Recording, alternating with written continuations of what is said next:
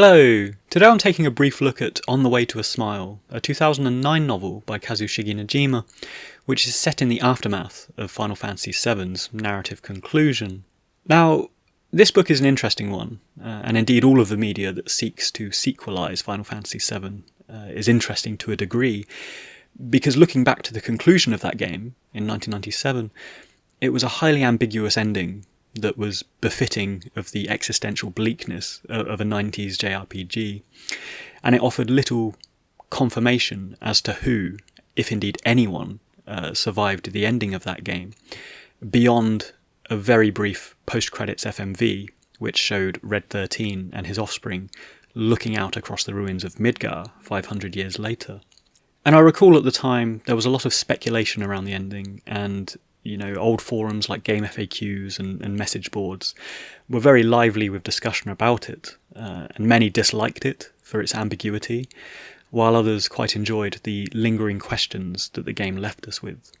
And for my part, I found the post-credits sequence with Red 13 quite beautiful and conclusive in its own way, as it plays to the themes of nature versus technology that underpin a lot of that game, which I discussed in my FF7 review.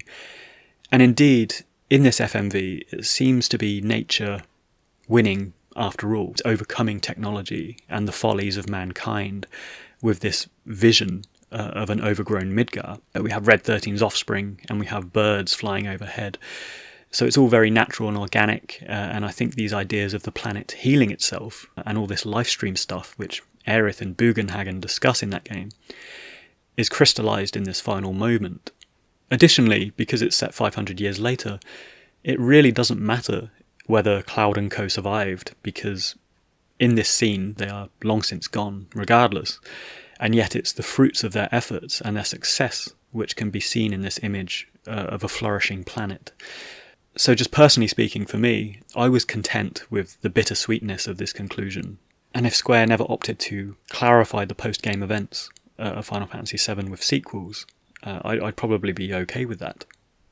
Now, fast forward to 2005, in the wake of Final Fantasy VII's unprecedented success, we saw the release of Advent Children, which I'll discuss at length another time. But suffice to say, it's set 2 years after the main game events, and it's a bit of a curio really. In many ways it's a feature-length tech demo full of cool action sequences, and the story and the character arcs are purposefully kept quite sparse. But most importantly, the film is significant because for the first time it outrightly confirmed the survival of our heroes and the wider world, and depending on where you stand with Final Fantasy VII's story, the existence of Advent Children is either really good or really bad, which is down to sort of fan preference, I suppose. Turning to On the Way to a Smile, this book fits into the compilation as a bridge between the events of Final Fantasy VII and the events of Advent Children, and while Advent Children hinged largely around Cloud Strife and Kadaj and the Remnants, the book instead works through a series of short vignettes that focus on the peripheral characters of Yuffie, Red 13 and Barrett, along with some other characters that feature in Advent Children in the form of Rufus, the Turks, Tifa and Denzil. And these form 6 character episodes, as they're termed, which describe their respective adventures in the direct aftermath of Meteorfall. Now, before delving into the actual content of the book, it's interesting to consider, I suppose, the purpose of the novel and the appetite for it, because Square have historically had dubious success when bringing Final Fantasy into other media channels, and dating back to 1994, they released an anime sequel to Final Fantasy V, which was highly criticised for mishandling, the Final Fantasy name. Later, of course, there was the Spirits Within movie, which financially bombed in 2001. And there was also small curios like Final Fantasy Unlimited, which was an anime series, which wasn't actually too bad, but in many ways it was Final Fantasy in name only. So each of these were pretty much standalone entries, and they didn't require playing Final Fantasy games in advance to sort of understand them or get into the story. But coming forward to Final Fantasy VII, and later I think significantly Final Fantasy XV, what we had was canonical story for a mainline Final Fantasy game being published in a range of different media. And from about 2004 onwards, Final Fantasy VII had a huge push with this compilation material, with Advent Children, Dirge of Cerberus, Crisis Core, Before Crisis, and so on, all being published within a relatively short period of time. And this proliferation of content was contentiously received by some, because, for example, not everyone likes anime, not everyone has a PSP, and so releasing canonical story across disparate mediums was quite frustrating to some fans. And On the Way to a Smile is perhaps the most fringe release for Final Fantasy VII, because while a novel isn't dependent on owning a specific technology or platform, it is about as divorced from an interactive visual medium as you can get.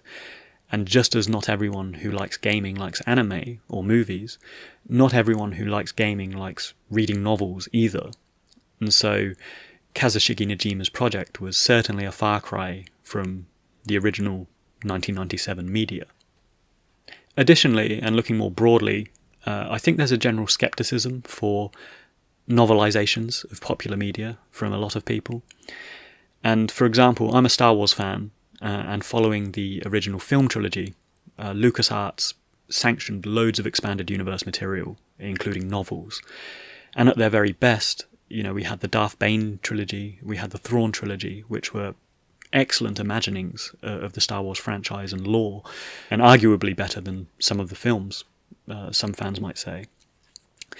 But on the flip side, many of the Star Wars novels were churned out by industry hacks at a very fast rate. They were borderline unreadable, a lot of them. And this has happened with quite a few movie and game IPs over time, which has prompted, as I say, a lot of skepticism from some people. But turning to On the Way to a Smile, I would say that despite it being presented in a novel format, which may detract some, and despite it being canonical story for Final Fantasy VII, which might seem frustrating for those who are disinterested in reading, I would say firstly it has a degree of legitimacy because, of course, it was written by Kazushige Nojima, who was closely associated with the scenario writing of the original game.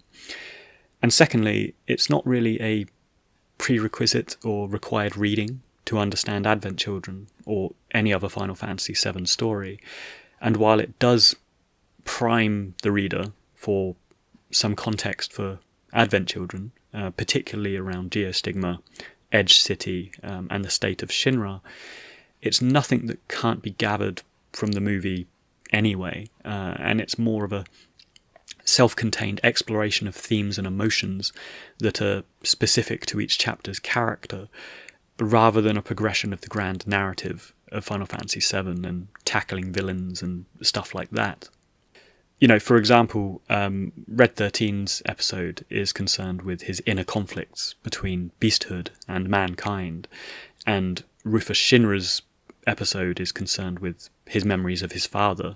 So the stories are very much driven by thematic elements and psychological character elements, rather than a typical adventure with a beginning, middle and end. Now, a final point that's worth touching on before getting into the content of the book is a note on writing style and also translation.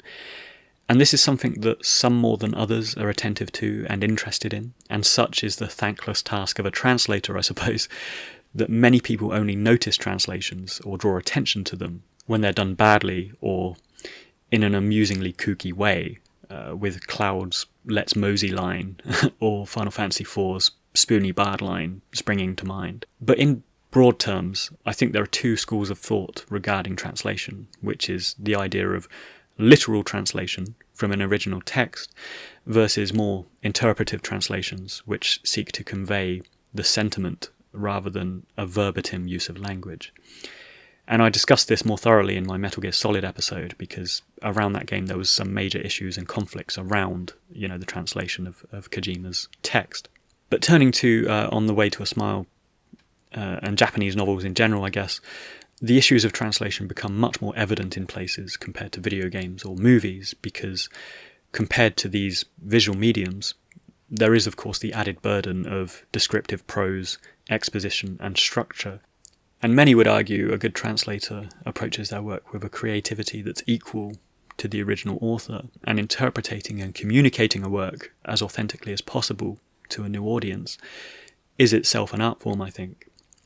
And as such, we have standout practitioners such as J. Rubin, who's closely associated with the work of Haruki Murakami, Alexander O. Smith, who's a personal favourite of mine. He's translated the novels of Kigo Hiroshino, but he also helped translate a lot of Final Fantasy games from 8 onwards, and particularly Final Fantasy XII and the Shakespearean dialogue from that.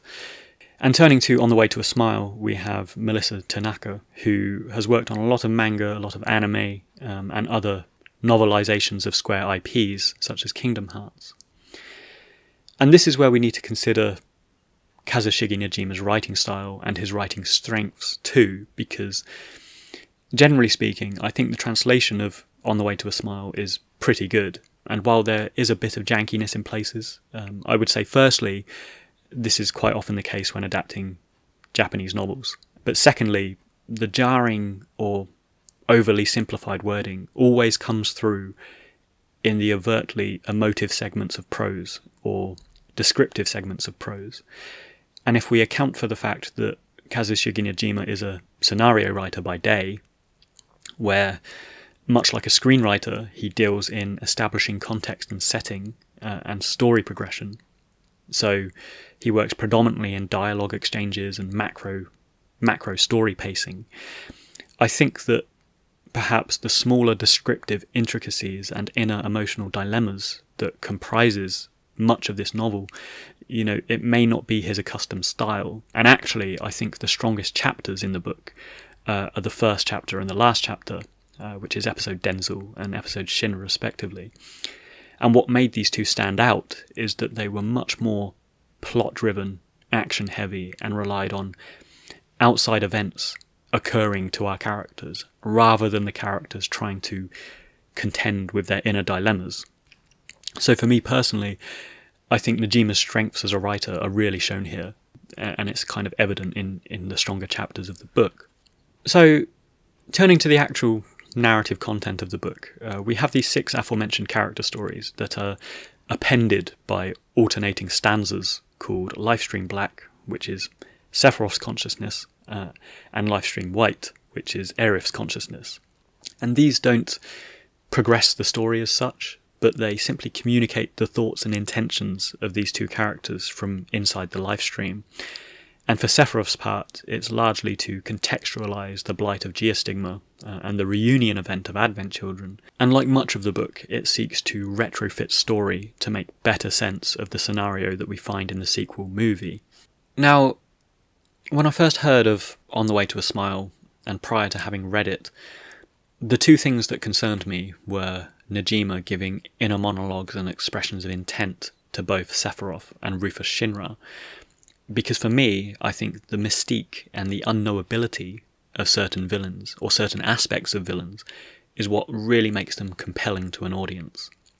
And with Rufus, for example, we find him in Advent Children with quite a dubious demeanour, and there's scope to interpret whether he's actually changed his ways, and whether he cares about the planet, or indeed if he's just playing a duplicitous game to come out on top. And I covered this at length in my Rufus episode, but what the novel does is it gives us a definitive insight into his mind, and shows that actually, yes, he has changed. And while that's not necessarily a bad thing, and it's quite well written in the book, we could argue that leaving audiences to guess Rufus's true intent was arguably a more compelling way to leave this story, and it was much more in keeping with his appearance in the original game, where he's equally, an ally at times and a villain at times, which for me is one of the most interesting things about him. Regarding Sephiroth's monologues in the book, they are so fleeting as to not impact his character too much either way, and rather than emotions, it's intentions that they communicate. And what the book does is it presents Sephiroth's intent on the spread of Geostigma, and kind of pushing forward with this Genova reunion, kind of picking up where he left off in the first game. But unlike the original game, he is much more aware of Cloud's significance to him now, and he's preoccupied with a confrontation with Cloud. And his final line in the book is something along the lines of, Cloud will be there when I return, Cloud will complete me, which I think tapers really nicely into his next canonical appearance, which is coming face to face with Cloud in the climactic scene of Advent Children. Beyond these two villains, we have Reno and Rude, who contribute to the episode Shinra. And again, the bridge between the game and the movie is at work here, as their allegiance to Rufus over anyone else, including other ranking members of Shinra, is established here. And much of episode Shinra deals with Rufus's escape and his kidnap by militant citizens. And first off, this chapter's a bit of a mixed bag. So first off, looking at it, the negative aspects is Rufus's escape sequence, which is a bit hammy, and indeed his survival through to Advent Children was insulting to many who were invested in the original story, because while Rufus is undoubtedly a great character and a fan favourite, his death in the original game was pretty conclusive. If we recall Diamond Weapon, it kind of lights up his face as the Shinra Tower explodes. So there was a lot of emotive weight to that moment. It was very climactic. And so Nojima sort of writing this Deus Ex Machina retcon of an escape tunnel and tying it in with his conflicted issues with his dad, it was a bit dubious. It was a bit of a mixed bag, that one. But despite this, what the chapter did really well was establish the machinations and conflicted allegiances within Shinra. And it showed how the Turks, led by Sung, are very much Rufus's men, and they go out of their way to rescue him when others might have fled the carnage of Midgar's destruction. It also gives insight into the shrewdness and the pragmatism of Rufus's leadership, and for me personally, it's one of the best chapters in the book, and despite that sort of hammy explaining of Rufus's survival, aside from that, it was a very strong chapter. Moving on to the middle chapters, we have Tifa, Barrett, Yuffie, and Red 13, who each find themselves in a world that doesn't know it's been saved. And rather than a collective sigh of relief at having completed their adventure, we find a planet that's plunged into fresh crisis. And so what these contained short stories do is form an epilogue to the events of the original game, where each character thinks back to the events of Final Fantasy VII, and, for example, Tifa recalls her adventure with Cloud and now has to deal with this absence. And Barrett is trying to find his way as a freedom fighter in a world that's now free, and so on. But alongside this, the action is very much in the present, and while recalling the past, our characters are still having to forge ahead with fresh dilemmas, where refugees are fleeing Midgar, the world is seeking new energy sources now that Mako production has ceased, and the geostigma disease is running rampant and clocking up a massive death toll. So it's much more doom and gloom than one might anticipate as a post-game sort of epilogue. And while each character ends on a glimmer of hope, hence the title of the book, it's very much a direct lead into Advent Children, rather than something that bookends and concludes the adventure of the original title. Now, the structure of the story and the way it juggles the individual character arcs with the wider crises is really well done, because while the first chapter, episode Denzil, works as a prologue that documents the immediate aftermath of Meteorfall and it sets the scene with the destruction of Midgar, the second chapter, episode Tifa, works more as an epilogue to the original game, and it describes the disbanding of Cloud's party. And then the chapters following this, the remaining character chapters, they focus on different aspects of the crisis, with Barrett, for example, focusing on the need for fuel now that Mako's gone. Yuffie is searching for a materia that might cure the geostigma disease. And Red 13 is confronting an increasingly desperate and volatile mankind that is hunting for food and resources. And each of these chapters are threaded together as the characters meet and interact and journey to see Sid, who, is trying to kind of come up with an alternative fuel source and a cure for geostigma in his own way. And once again, these fleeting reunions between the party members set the scene for the penultimate boss fight in Advent Children, where they come together once more to defeat Bahamut. Now, As with the retcon of Rufus surviving the weapon attack, there are places where Nojima has clearly tried to retrofit story or otherwise crowbar meaning into existing narrative. And for example, in episode Nanaki, we see Red 13 and Vincent promise to meet one another at Midgar once a year. And this is an effort to sort of validate their longevity and existence in a transient and fleeting world, which for many fans added an additional layer of meaning to Final Fantasy VII's post-credit scene that I mentioned earlier, as they think that Red 13 is perhaps on his way to meet Vincent for his annual visit. And likewise we have Sung, and he kind of explains how he managed to escape the Temple of the Ancients in Final Fantasy VII proper. So a lot of dots were joined in this book that many fans have speculated on for a number of years. And again, I felt these things neither added or detracted. They weren't grand reveals or revelations in the book that made it essential reading. But some more than others, I think, were quite good, such as Sung's story of escape. They felt very natural and unforced aspects of the story that were quite interesting to know. So, in all, and working on the assumption that a lesser proportion of Final Fantasy fans will have read this book than have even watched Advent Children or played any other compilation content, I suppose there's the question of whether it's worth reading and whether it's recommended. And I think that's quite a tough one, and it comes down to what you personally enjoy about Final Fantasy VII's story, because I think there's equal parts good and bad here, and depending on what you're invested in, it can go either way. For example, all of the grand eco-friendly themes of Avalanche and salvaging the planet from ruthless energy production, which I thought was like a fantastic kind of metaphorical subplot of the 1997 game, they go right out of the window in this story. And indeed, I was actually a bit put out that the accepted solution to Mako production from our central heroes was prospecting for oil instead, which is a complete slap in the face to the metaphorical overtones of the original game, where I actually thought, and I think a lot of people thought, that Mako energy, Mako production and the live stream, it was an allegory for oil production in the real world. And I don't think it's even suggested in the original game that oil exists in that world.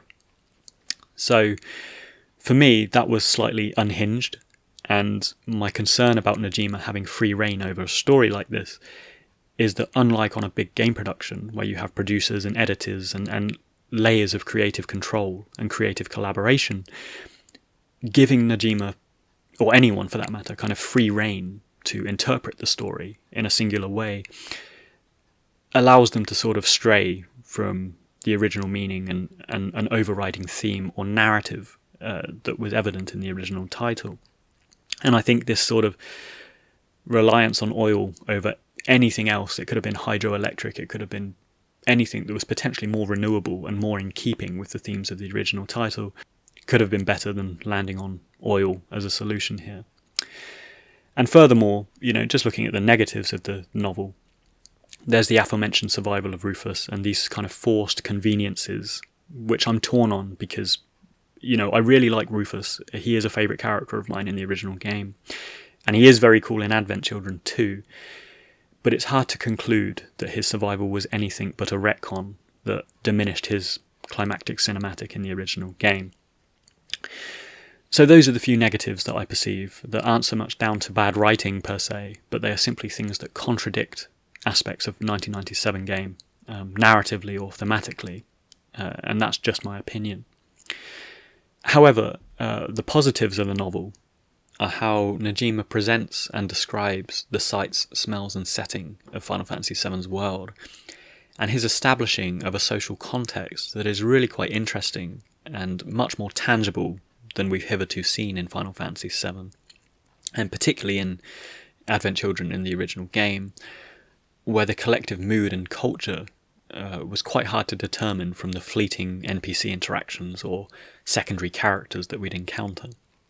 So the novel really paints a picture of Midgar and the wider world of Final Fantasy VII that isn't really seen anywhere else, including in the first instalment of the Final Fantasy VII remake. The written word it does bring out certain things that can't really be translated into the visual medium, and Nojima does that quite well, I think. Furthermore, the way that Nojima gets inside the minds of our secondary party members, such as Tifa, Barrett, and Yuffie, is also really good, and I think Barrett and Tifa in particular have really interesting inner conflicts that are faithful to their initial arcs in the first game.